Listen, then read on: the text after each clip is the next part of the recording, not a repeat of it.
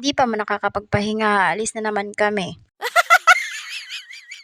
So kagagaling lang namin sa Boracay, ito na naman nag-iimpake na naman ako. Lumapit sa akin itong alaga ko, nagtanong siya bakit daw nag-iimpake ako. Sabi ko, uwi na ako sa Pilipinas, ayoko na dito nakakapagod sa inyo.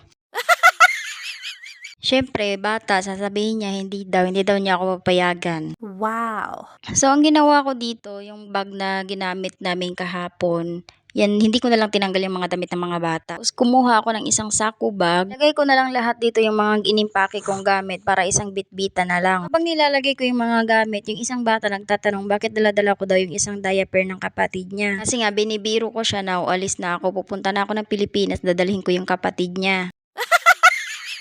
Kaya yun, nagsasabi siya na hindi daw pwede. Sa oras na to, siguro mga alas 4 pa lang ng hapon nang ginawa ko yung ganitong pag-iimpake ko. Tumawag kasi ang amo kong babae, sabi niya mag-impake na daw ako ng gamit ng mga bata na kasama ko. Tatlo kasi ang kasama kong bata papunta sa kabilang bahay. Bali, mga ilang araw din kami doon sa kabilang bahay kasi nga pupunta daw sila sa ibang bansa, magbabakasyon. Ay, sana all may bakasyon. Ako din kaya madam, magbabakasyon ilang araw lang tapos babalik din ako. Payagan mo kaya ako? Na umasa, uy, 'pag magbakasyon ang usapan. So dito katapos ko mag-impake, nagpunta ako ng kusina. Akala ko kung ano yung daming kalat. Pala si ate, kinuha niya yung mga grocery sa baba. Tapos nakakalat itong mga plastic. Pero yung iba wala namang laman. Sabi kasi ng amo ko, ayusin ko daw yung kalat sa kusina. Ginawa ko, tiningnan ko muna kung ano yung mga gamit ba dyan. Pagkatapos kong ayusin yung kusina, hinakot ko na yung mga gamit papunta doon sa baba. Di pa man nakakapagpahingang katawang lupa ako, naghahakot na naman ako ng gamit. So, dito nagaantay ako na ipunta yung sasakyan sa harapan ko at mahakot ko na tong mga gamit na to. Tapos bago kami pumunta doon sa kabilang bahay, nagpunta yung nanay ko sa grocery. Akala ko sasama ako sa loob, yung pala may iwan lang pala kami ni Kaludi sa loob ng sasakyan. Magpapabili sana ako ng kape, no? Hindi naman lang ako nabilhan ng kape.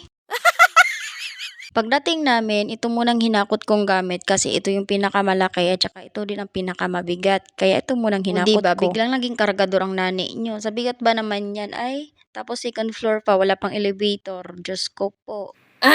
Nagkasakit-sakit na ang ulo ng nani nyo. Tapos bumalik ako sa baba, binalikan ko yung bag ko at saka yung mga grocery ng nanay ko. Ang nani nyo kasi ayaw ng pabalik-balik. Ginawa ko, pinag-isang dalahan ko na lang para hindi na ako pabalik-balik. Ang ginawa ko, lahat ng plastic linagay ko sa kamay ko, tsaka yung iba binitbit ko na rin. Pinagpatong-patong ko na yung mga plastic dyan para magkasya na iisang bitbitan lang. Kasi nakakapagod nga naman, second floor tapos babalik ka pa. So ang nani nyo maparaan, ginawa talaga niya, pinagsiksikan ng mga plastic. Makikita nyo, yung iba pinagpatong-patong ko na lang talaga para magkasya, para madala ko lahat. Kasi ang daming grocery, hindi naman madami, sakto lang pero mabigat kasi may mga pagkain. Tsaka may mga ano pa, yung mga asir-asir ng mga bata. Yun ang nakabigat. Isa yun sa nakabigat ba? O, tingnan nyo yung nani nyo. Ganito yung postura niya, di ba? O, parang Christmas tree na naman tayo yan. Sabagay, malapit ng Pasko.